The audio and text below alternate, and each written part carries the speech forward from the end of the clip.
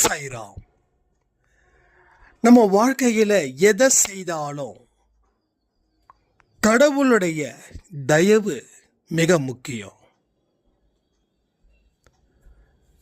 நிறைய பேர் முயற்சி செய்கிறாங்க, உழைக்கிறாங்க, அளவுக்கு அதிகமான திறமைகளும் இருக்கு. ஆனால் அவங்களுக்கு கடவுளுடைய தயவு அப்படின்றது இல்லை.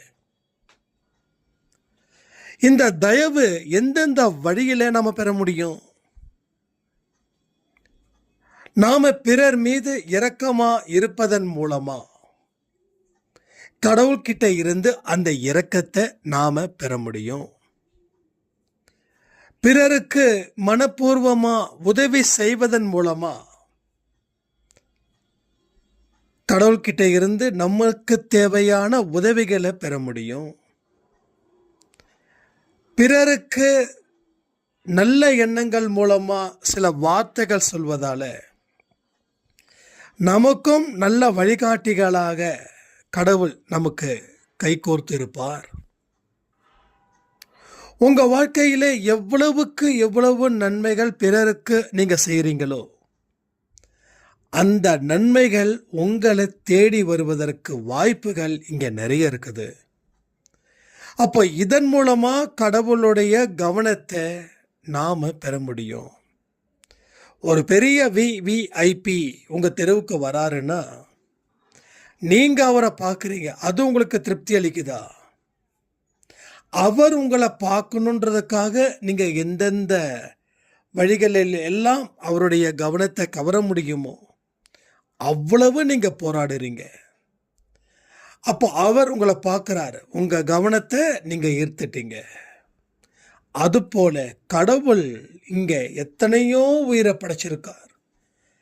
கிட்டத்தட்ட எத்தனையோ கோடி மில்லியன் உயிர் இருக்குது.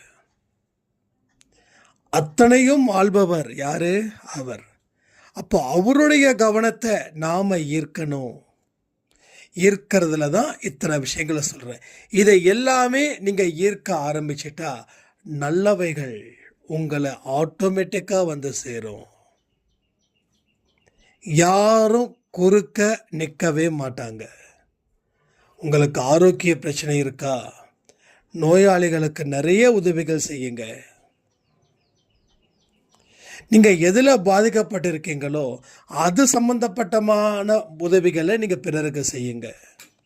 அதை மனப்பூர்வமா செய்யுங்க. கடவுள் கொடுத்த வாய்ப்பா நீங்க செய்யுங்க. ஸோ இது மட்டும் இல்லை, எவ்வளவுக்கு எவ்வளவு உதவிகள் செய்ய முடியுமோ அவ்வளவுக்கு அவ்வளவு உதவிகள் நீங்க செய்யுங்க.